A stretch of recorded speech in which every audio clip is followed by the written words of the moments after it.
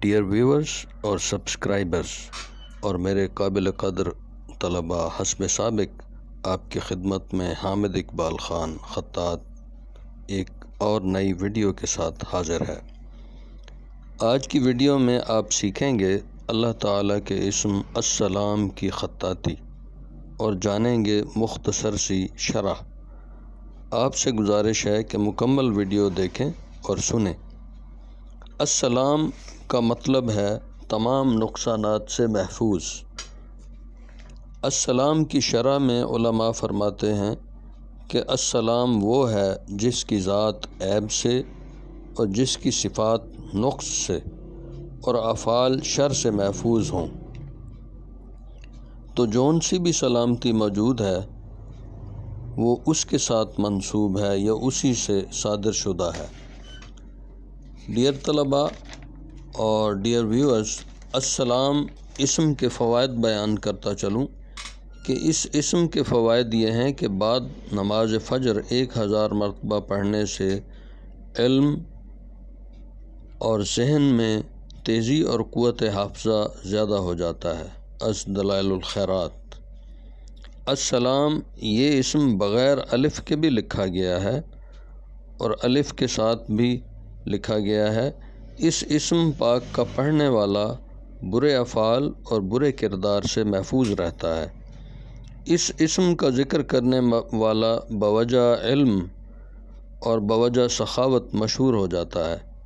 اس اسم کے الف کے بغیر فوائد بھی بہت زیادہ ہیں۔ شفائے امراض کے لیے یہ عمل تجربہ شدہ ہے۔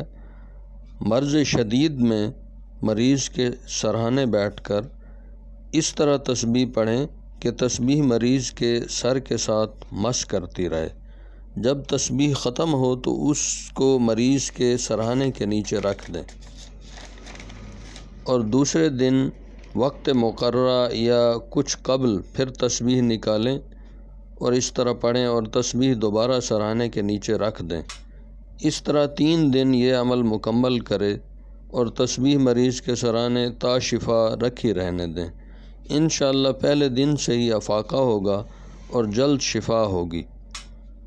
برائے قضائے حاجات یہ انتہائی مجرب ہے کہ تنہائی میں یا مسجد میں کسی جگہ پر آدھی رات کے وقت 2 رکعت نماز ادا کرے اور حضور قلب کے ساتھ کھڑے ہو کر سلام قولا من رب الرحیم پڑھے تو جو حاجت ہوگی پوری ہوگی، اور اگر 40 دن تک اسی طرح پڑھتا رہے گا تو علم ظاہر و باطن حاصل ہوگا اور کل مخلوق مسخر ہوگی۔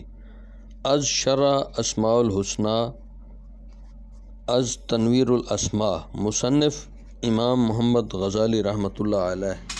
تو عزیز طلباء، مجھے امید ہے کہ آج کی ویڈیو میں آپ نے اللہ تعالیٰ کے اسم السلام کی خطاطی سیکھنے کے ساتھ ساتھ اللہ تعالیٰ کے اسم السلام کی مختصر سی شرح آپ نے سنی ہوگی۔ تو میری دعا ہے کہ اللہ تعالیٰ یہ ادنیٰ سی جو کوشش ہے اس کو قبول و منظور فرمائے اور میرے لیے ذخیرہ آخرت بنائے اور میرے والدین کی بخشش کا ذریعہ بنائے۔ والسلام علیکم ورحمۃ اللہ وبرکاتہ۔